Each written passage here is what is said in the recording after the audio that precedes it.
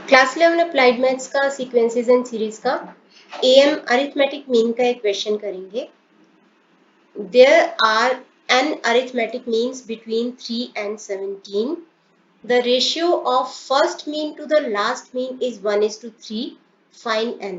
तो 3 है और 17 है, इनके बीच में n अरिथमेटिक मीन है। अरिथमेटिक मीन है तो इसका मतलब ये सारी एपी है 3 से लेकर 17 तक। तो एपी में क्या होता है, फर्स्ट टर्म अगर ए है तो सेकंड टर्म ए प्लस डी, फिर ए प्लस 2d, जहाँ पे डी क्या होता है, कॉमन डिफरेंस। एपी के अंदर second term minus first term is equal to third term minus second term and so on. तो यहाँ पे आ जाएगा 3 प्लस डी, 3 प्लस 2d। तो फर्स्ट मीन, सेकेंड मीन, क्योंकि यहाँ पे n मीन है तो लास्ट मीन होगा 3 प्लस एन डी, और इसके बीच में ये सारे मीन होंगे। हमें n नहीं पता कि n कितना है, हमें n की वैल्यू निकालनी है। आपको लिखा है कि there are 3n arithmetic means between 3 and 17, तो n मीन है, तो 3 प्लस डी से लेकर के 3 प्लस एन डी तक।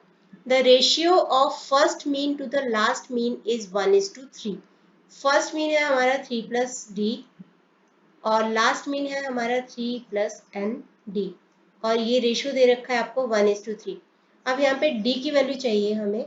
डी की वैल्यू का फॉर्मूला क्या होता है, जैसे सपोज ए और बी हैं तो इनके बीच में जितने भी अरिथमेटिक मीन है, सपोज एन है, तो डी का फॉर्मूला होता है बी माइनस ए अपॉन एन प्लस 1, ये फॉर्मूला होता है।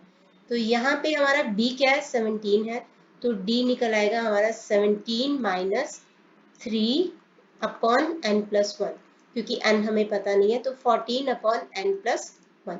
तो इस वैल्यू को हम यूज करेंगे यहाँ पे क्रॉस मल्टीप्लाई कर लो। 3 को 3 प्लस डी से मल्टीप्लाई किया, 9 plus 3d is equal to 3 plus N D.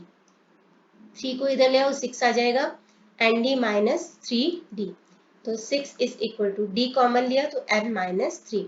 From 1 हम d की वैल्यू ले लेते हैं, तो यहाँ पे आ जाएगा d की वैल्यू है 14 अपॉन n प्लस 1, और यहाँ पे है n माइनस 3। अब इसको मल्टीप्लाई कर दो 6 से, तो 6n प्लस 6, और 14 को अंदर की टर्म से मल्टीप्लाई किया तो 14n माइनस 42।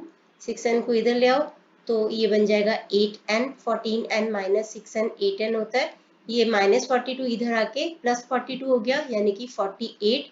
तो n will be equal to 6। तो 6 अरिथमेटिक मीन्स है इनके बीच में।